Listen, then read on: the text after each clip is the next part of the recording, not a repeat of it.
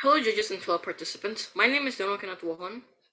And I'm Abigail Kusuma. We are from St. Peter's School in Jakarta, Indonesia. We hope you enjoy our story.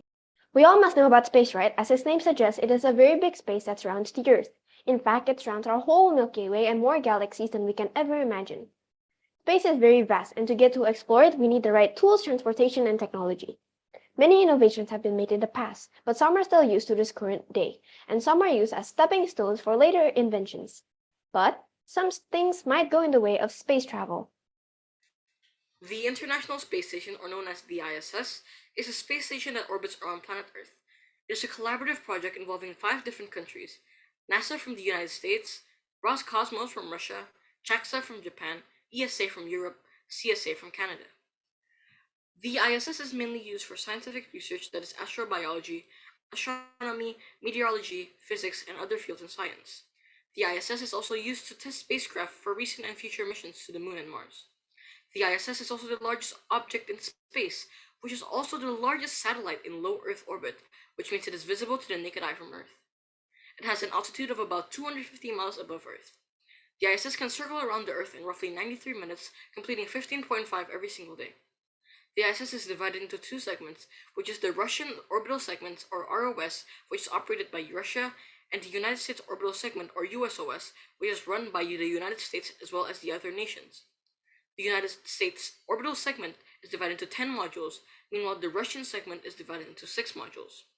The 10 modules that the United States have are distributed to 76.6% for NASA, 12.8% for JAXA, 8.3% for ESA, and 2.3% for CSA. Though the ISS is in space doesn't mean it doesn't face any harm. The Pentagon currently tracks 27,000 pieces of debris in orbit, which includes everything from dead spacecraft and used-up rocket boosters to the detritus left behind from satellite-destroying missile tests like this one, which have also previously been conducted by China, the US, and India, which is why one of the biggest enemies of the ISS, space junk. For example, on November 2021, the ISS had to maneuver away from the orbit because of a potential collision with space junk.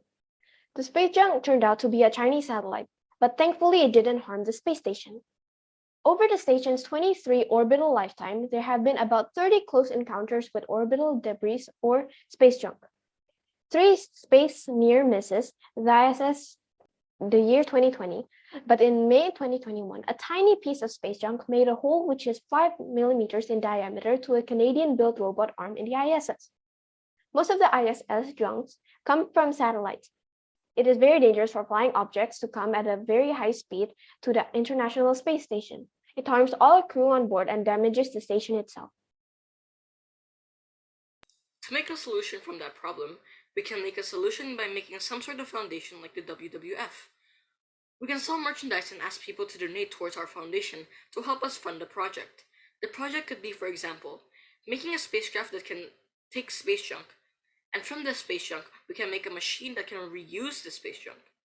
This idea may or may not be effective, but studies showed that a solution must be made quickly. Companies like SpaceX are also starting to make a project to remove space junk, and Rogue Space Systems, a Lucania-based company, is trying to do the same thing as well. Yet these ideas are very, very expensive, which is why we can also make a website where people can submit their ideas for ways to remove space junk. The young generation can also volunteer to participate in such a process. We can also communicate with NASA or SpaceX, for example, to help us. Maybe by donating, we can help them and pay them to help us travel to space or help us execute our project. In conclusion, space junk is a big flaw in space travel. It gives big risks to astronauts. Humanity needs to fix this problem ASAP. With less space junk in space, it may lessen the risk to future astronauts. We all can participate in clearing space junk by funding a future project. We can donate to future young scientists so that they can have the right equipment to explore and create many different ways to fix our current problem. That is the end of our video. Thank you for your attention and goodbye! Goodbye!